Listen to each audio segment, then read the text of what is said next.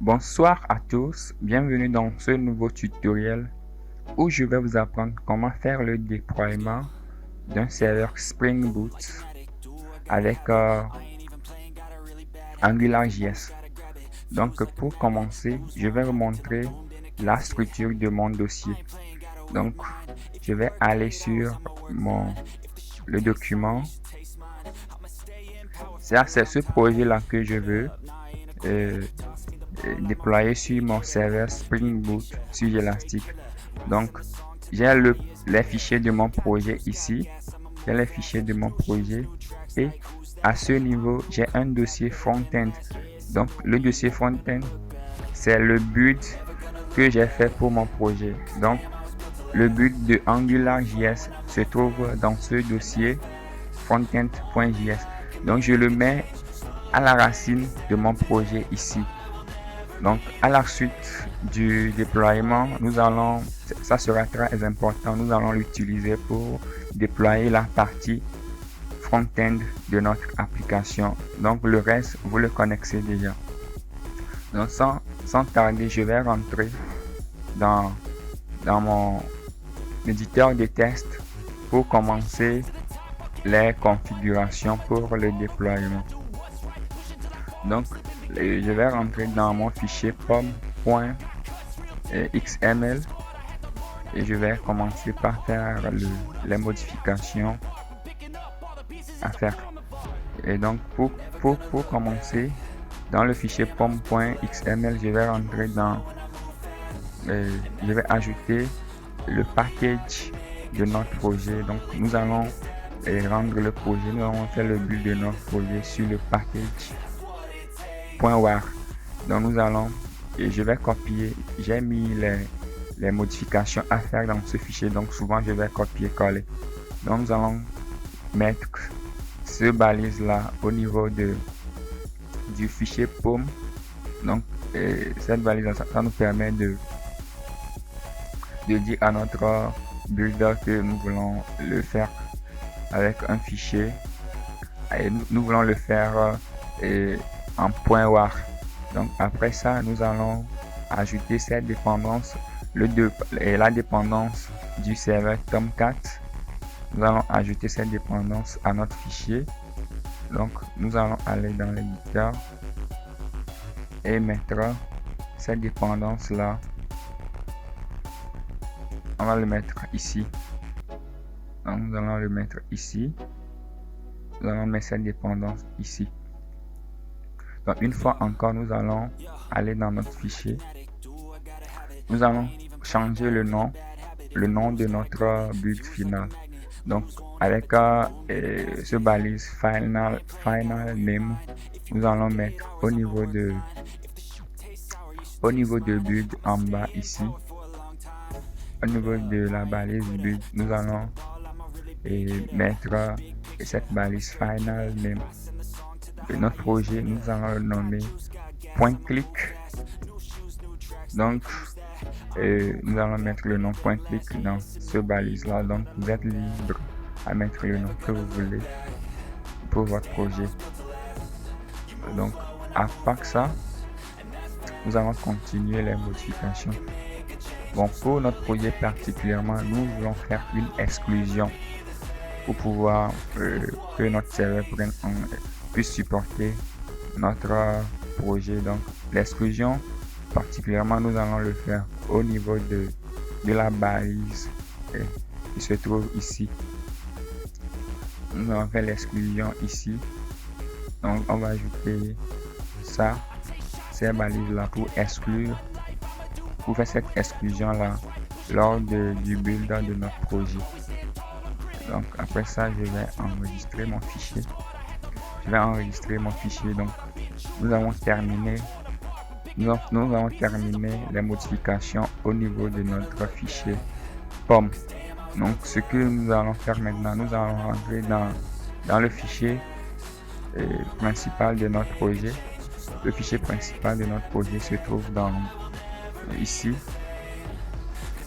et ce fichier principal qui se trouve ici, nous allons rentrer dedans et nous allons faire certaines modifications. Tout d'abord, nous allons étendre notre fichier, nous allons étendre notre classe. Je vais souvent faire des copies et ces codes là, je vais mettre une bonne partie de ce code dans la description de cette vidéo. Je vais coller ça ici. Nous allons étendre cette classe. Donc cette classe a besoin qu'on importe le package. Nous allons voir tout ça là par la suite. Donc par défaut, nous allons implémenter une fonction de la classe. Donc c'est déjà implémenté. Moi je vais coller ça ici. Donc c'est la fonction Spring Application Builder que nous devons implémenter de cette classe là. Donc après ça, nous allons faire les imports des packages. C'est déjà fait. Je vais faire la copie de ça ici pour mettre à ce niveau. Donc notre package aussi, tous les packages sont importés.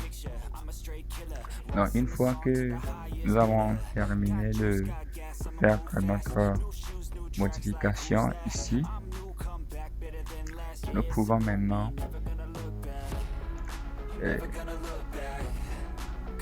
poursuivre les configurations. Donc en poursuivant les configurations, nous avons besoin de démarrer notre serveur de base de données WAMP.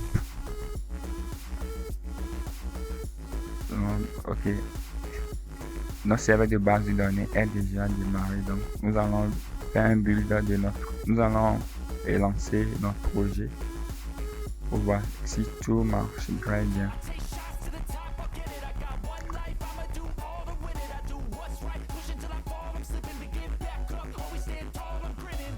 Ok, voilà, notre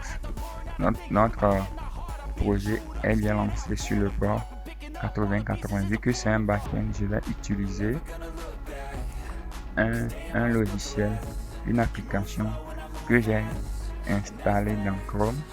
Ok, je vais aller dans application de Chrome. Je vais aller ici pour pouvoir tester notre serveur. Donc bon, ici je vais mettre ici localhost 2.80.81 comme l'a spécifié, et je vais faire une requête dessus.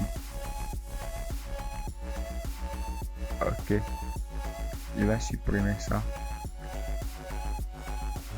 Je fais là encore la requête et voilà, la requête nous retourne un code 200 avec un tableau vide. Donc ça veut dire que notre serveur marche très bien. Donc nous aurons besoin de certaines informations pour pouvoir créer notre environnement de déploiement. Donc la première information que nous aurons besoin, c'est la version de Tomcat que notre environnement local a utilisé pour pouvoir créer le serveur local. Donc nous allons faire une recherche ici, et donc la recherche que nous allons faire, on ne peut pas vraiment faire la recherche ici. Du coup, je vais copier ces fichiers de log. Je vais créer un nouveau fichier pour pouvoir faire la recherche dedans. Je vais coller ça et je vais faire la recherche de Tomcat. Donc nous allons voir toutes les informations concernant Tomcat et la version utilisée ici.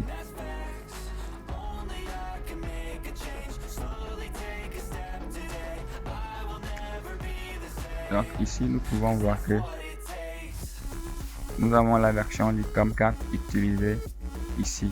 Et ici on utilise la version 9.0.56. de Tomcat. Donc nous allons utiliser cette version de Tomcat, nous allons installer sur notre machine distante.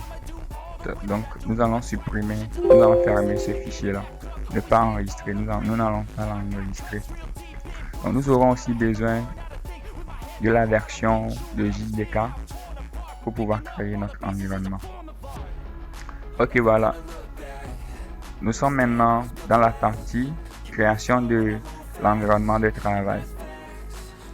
Donc pour créer un environnement sur Gelastic, vous avez besoin de vous connecter premièrement sur votre interface.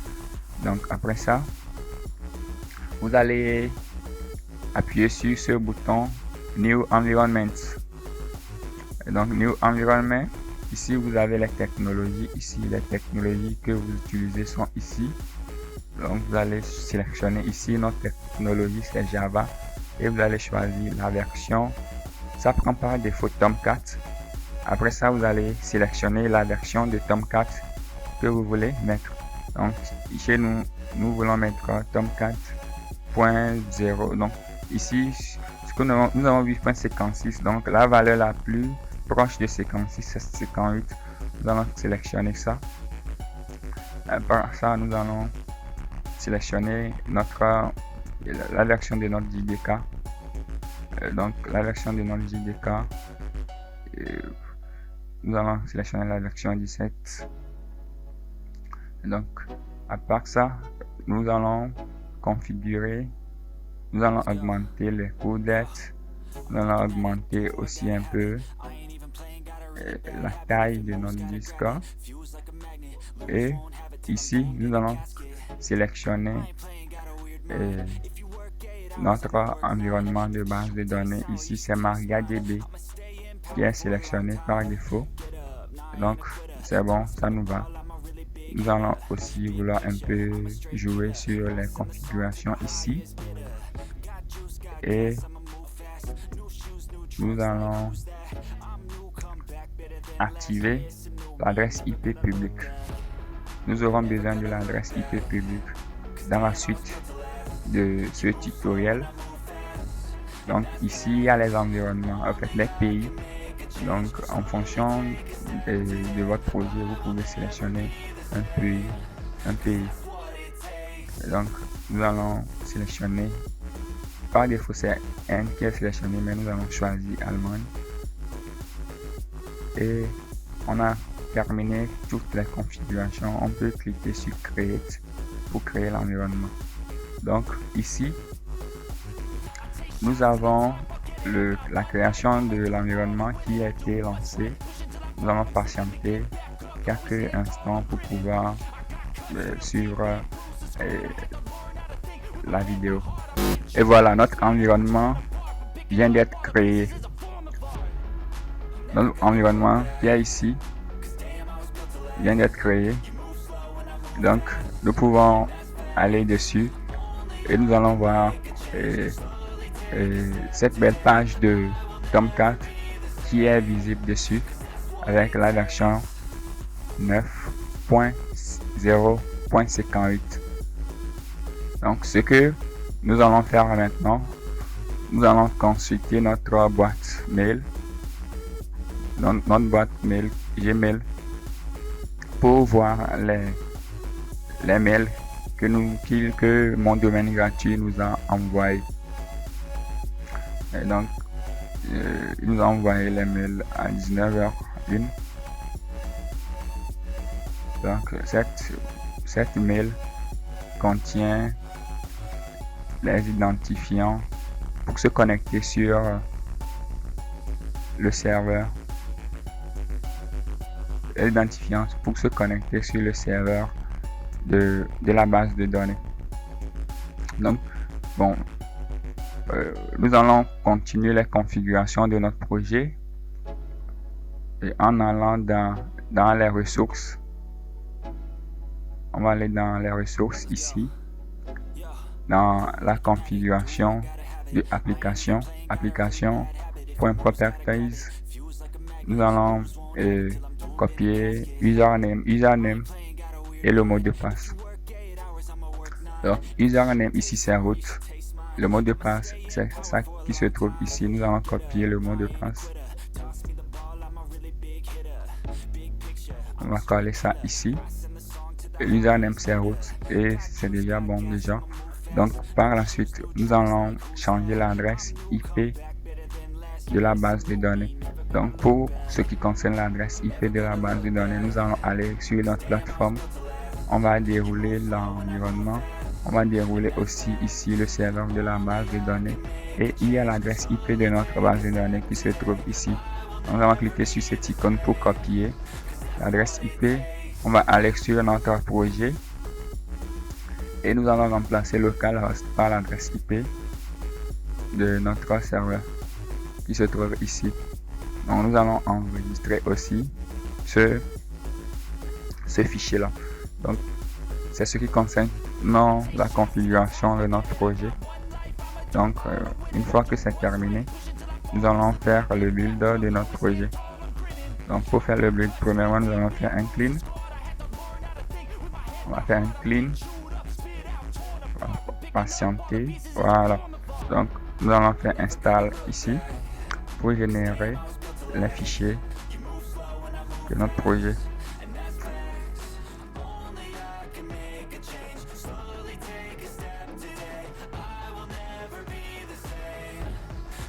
Voilà.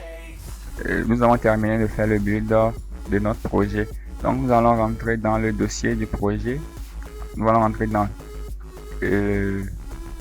target qui est notre fichier. Donc dans target, nous allons copier le fichier WAR qui se trouve à ce niveau. Nous allons l'amener à la racine de notre projet. Donc il existe déjà un fichier pareil là-bas. Nous allons le remplacer. Donc une fois que ce fichier est remplacé, il est maintenant à l'index de notre projet et nous pouvons l'envoyer directement sur GitHub. Donc tout ce qui a été fait, nous allons pusher le travail qui est fait sur GitHub maintenant. Donc pour ma part, j'utilise GitHub Desktop.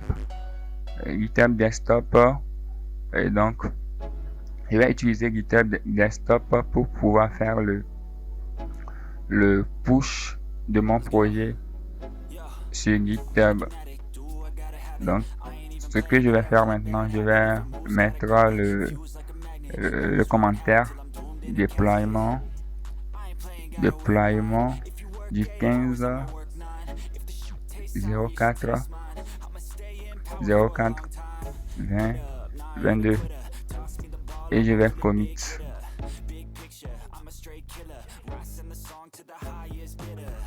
Et voilà, notre push est envoyé sur GitHub.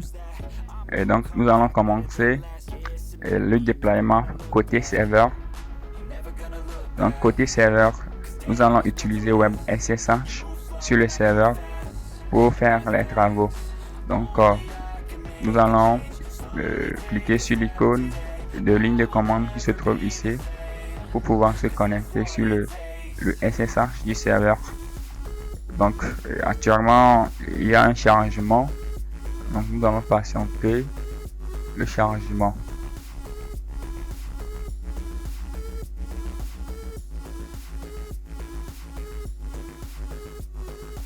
Voilà, donc ici je vais faire un pwd pour voir là où je me trouve. Donc je me trouve dans le dossier temp. Je vais reculer d'un cran en arrière. Je vais faire ls. Donc le ls pour voir les dossiers. Donc j'ai ici le dossier de l'application, qui se trouve ici. Donc ce que je vais faire maintenant, je vais créer un dossier. Pour pouvoir faire le fetch de mon projet sur GitHub. Quand je vais cloner mon projet sur GitHub ici, pour pouvoir utiliser les éléments que le projet contient. Donc premièrement, ce que je vais faire mkdir git, je vais le nommer git base. Je vais rentrer dedans cd cd git base pour rentrer dans le dossier. Donc je vais faire git clone. Donc je vais aller sur GitHub pour prendre le lien de mon projet. C'est ça qui se trouve ici.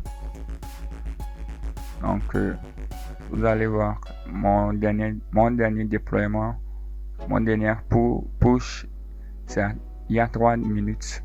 Donc je vais copier le lien, je vais venir coller ici, je vais faire entrer.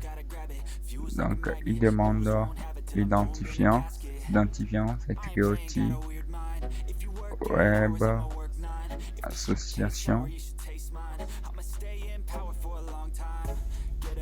Je vais entrer. Il demande le mot de passe. Et depuis quelques temps, GitHub n'accepte plus de mot de passe. Donc, vous devez générer un token, un access token dans votre compte GitHub pour pouvoir faire le clone des projets privés. Donc, si vous n'avez pas ça, il faut le faire. Il y a des vidéos sur Google qui vont vous permettre de faire ça. Pour ma part, j'ai déjà généré un token que je vais copier, coller. Donc, c'est ça mon token. Je vais copier ça. Je vais copier ça. Et je vais coller ici et faire entrer. Voilà. GitHub est en train de cloner le projet. Donc, je suis en train de cloner le projet. Voilà, c'est terminé. Le clone est terminé. Donc, je vais rentrer. Donc, je fais un ls. Je fais un ls sur point clic. Voilà. Donc c'est le contenu de mon dossier de front-end dont je vous ai parlé au début de cette vidéo qui se trouve ici et le déployable de mon projet aussi qui se trouve ici. Donc ce que je vais faire maintenant, je vais reculer d'un cran en arrière et je vais copier le fichier point clic ici à l'intérieur. Je vais copier ça vers mon dossier d'application. Donc je vais faire un cp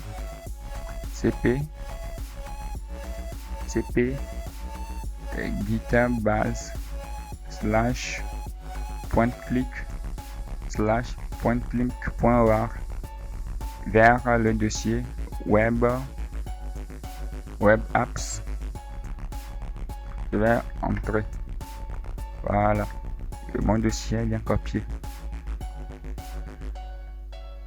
Et donc ce qui va encore se passer maintenant, je vais copier ce qui se trouve à l'intérieur de mon dossier front-end ici vers le dossier route qui se trouve à l'intérieur de mon dossier web apps. Donc tout d'abord je vais faire ls web apps. Donc actuellement le fichier que j'ai copié vers web apps se trouve à ce niveau et le déploiement s'est fait automatiquement. Lui-même il a créé le dossier point clic. Donc c'est vers ce dossier là je vais faire mes requêtes. Donc je vais renommer ce dossier route à old.route. Donc pour le faire, je vais appliquer la commande mv web apps /route en web apps /old route. Voilà. Donc je vais faire un ls de web apps ls web apps. Donc nous avons donc le dossier route qui s'est bien nommé à route.route. Bon, pourquoi est-ce que j'ai renommé mon dossier route à route.route? Les contenus, le projet qui est déployé dans le dossier route, c'est ça qui est le dossier racine de notre serveur. Donc tout ce qui se trouve dans ce dossier racine route n'a pas besoin d'un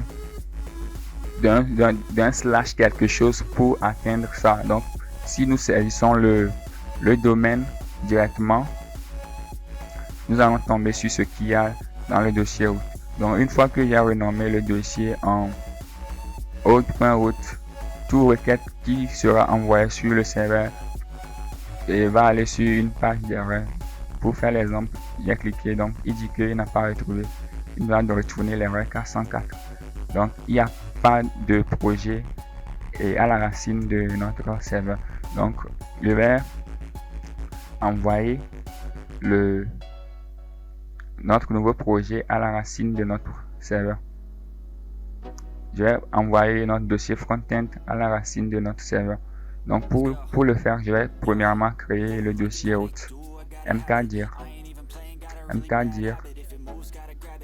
web app route. Voilà. Donc je vais faire cp git base .click front-end. Je vais copier tout ce qui est à l'intérieur de front-end. Du coup, je vais faire un étoile. Je vais faire espace. Et je vais faire web app slash route. Et je vais faire entrée.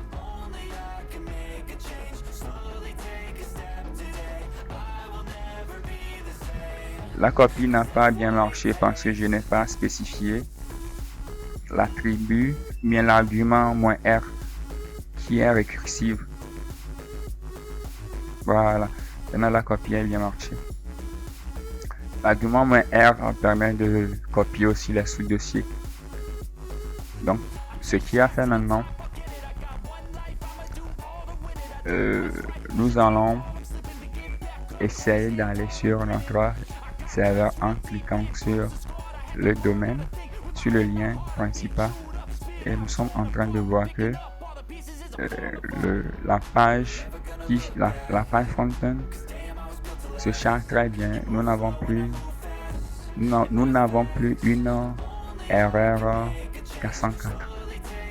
Donc pour ce qui concerne le front-end, il n'y a aucun problème. Nous allons vérifier, voir si ce qui concerne le backend, ça aussi ça marche bien. Donc tout d'abord nous allons copier le lien de notre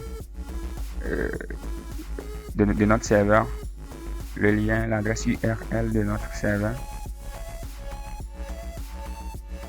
Nous allons copier l'adresse URL de notre serveur et nous allons aller dans notre logiciel ici pour faire le test. Donc nous allons effacer cette partie. Nous allons mettre point click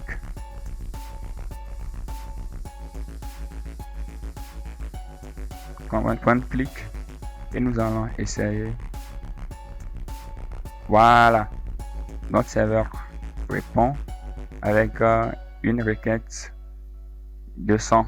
Ça veut dire que il a été bien déployé. Je vais encore essayer. Voilà, c'est encore une requête, une réponse de 100 avec un tableau vide. Ça veut dire que notre serveur a été très bien déployé. Donc ce que je vais vous montrer à la suite de cette vidéo, c'est la partie log de notre serveur. Bon, il peut aussi arriver que vous pouvez déployer et que vous allez constater des erreurs. Donc s'il y a des erreurs, vous allez aller au niveau des logs ici. Et les logs de serveur sont à ce niveau aussi. Donc, vous allez voir tout ce qui concerne votre serveur. Donc, jusqu'ici, il n'y a pas de logo qui permet de dire que il y a des erreurs parce que .click c'est bien déployé ici. The deployment of web archive has finished. Donc, ça n'a généré aucune erreur. Donc, si vous avez des erreurs, il faut venir. Si ça ne marche pas, il faut venir voir les logs ici pour voir ce qui n'a pas marché. Donc, ici, le log des accès. Donc, les accès, c'est les requêtes qui sont envoyées vers le serveur. Donc, j'ai envoyé des requêtes sur .click, .journée, et liste qui m'envoie un code 200. Donc, c'est tout ce que je voulais vous montrer dans cette vidéo. Je vous remercie d'avoir suivi cette vidéo et à la prochaine pour une prochaine vidéo. Merci. N'hésitez pas à mettre des commentaires, à poser des questions. S'il y a des réponses, je vais vous envoyer, je vais vous répondre. Ciao.